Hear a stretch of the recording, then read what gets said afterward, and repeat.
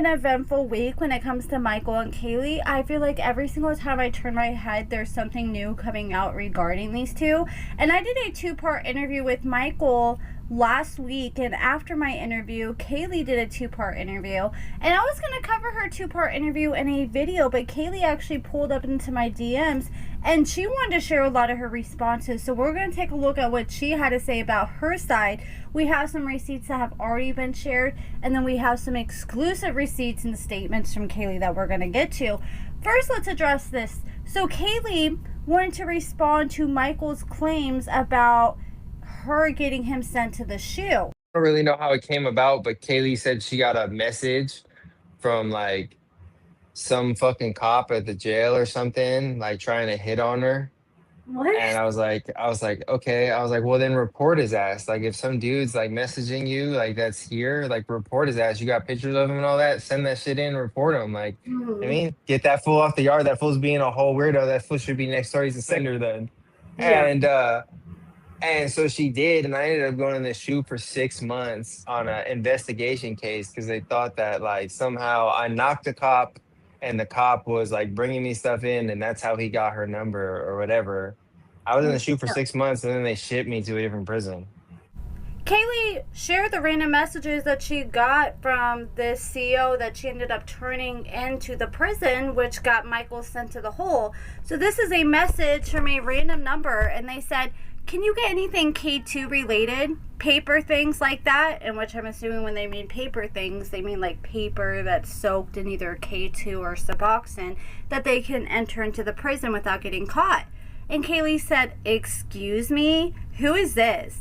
And they said, my name is Danny. You have contacts through the prison, right? I heard you got some K2 or you can send pigs. And she said, no, I'm sorry, you had the wrong person. And they said, this is Mike's wife, right? And she said, no.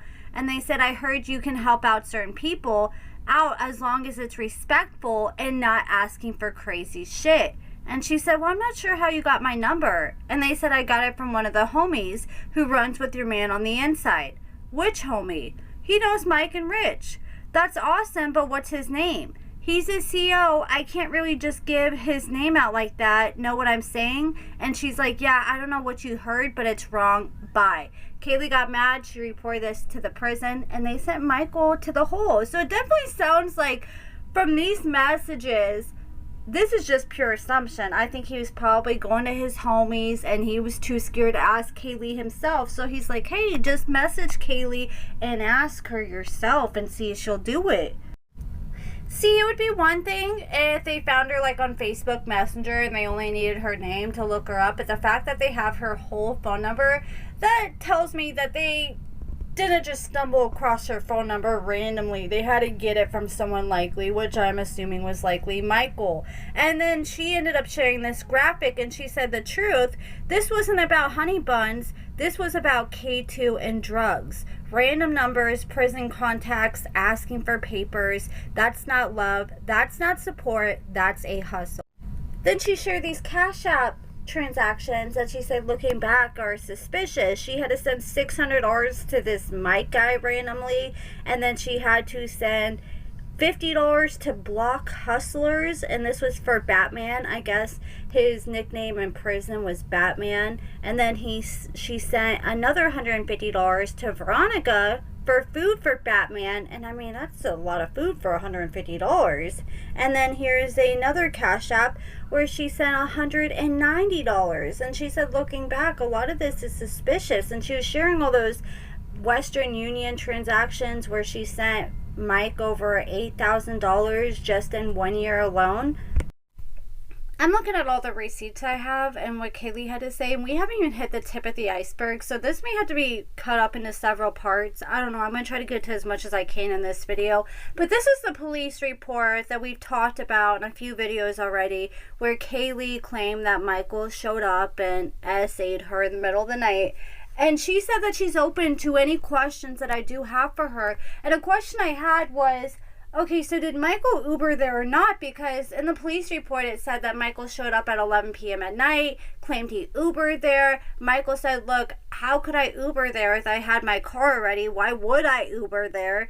And then she said in an interview, oh no, he didn't actually Uber there. So I was like, okay, what was going on with that? Did he Uber there or not? She said he drove his car. My daughter is the one who took an Uber home because she couldn't get a hold of me. He left the next morning when there was a Wi-Fi shortage. The home phone went and the halfway house couldn't get a hold of him, so they reported him a missing felon.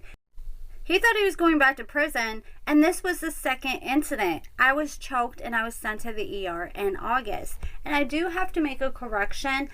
I thought that Kayleigh and her newest husband, I thought that was her 6th marriage. Apparently it's her 5th marriage, not her 6th. So I do want to correct that.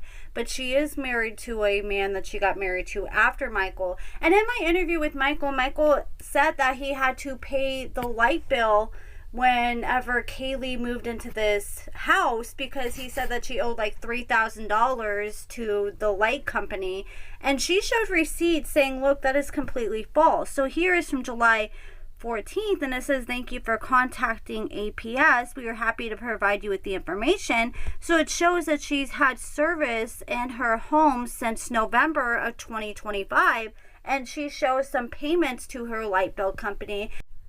She claims that she never needed him to put the electricity in his name and acts like that's completely false. And then she shared some receipts saying that she paid for her own wedding ring. So this looks like, I think this looks like Etsy right here, where she purchased a $700 2.5 carat oval cut engagement ring that we see her wearing on the show. And then here it shows her purchasing the bands that she ended up giving Michael when they got married. She spent $66 on Michael's, and she spent $54 on her wedding band, and then $700 for the actual engagement ring. Then I know I was questioning, like, how is Michael even able to get a credit card to begin with how low his credit was in the 400s, but I guess he had a secured credit card, which is designed for people with low credit scores. Usually you get like a low credit limit, like $200 like Michael received. And here she is sharing receipts showing that once he was out, she did pay $199. So by the time he got out, it did get declined at the meat store, but I'm assuming it hadn't fully went through yet. But she claims no, she paid it before he got out. So once he got his credit card, it may have got declined that time, but eventually, like within the next few days, it was back to zero, where she had taken care of all that. Then she showed some receipts of her sending him money while in prison. Here she is sending him $12, $20, and here's proof that she sent him $1,000 for his license fees and for him to get hygiene products when he did get out of prison. And there's a lot more receipts and a lot more statements she provided for me. Okay, both my kids just woke up, so we're going to have to finish this later, but stay tuned. We got a lot more still to cover of things that Kayleigh had to say regarding the divorce, regarding things Michael had to say in the interview, and regarding what wasn't covered on the show and what wasn't covered in the interview that I did with Michael. So let me know what you guys think about everything that we talked about so far in the comments below, and thank you so much for watching.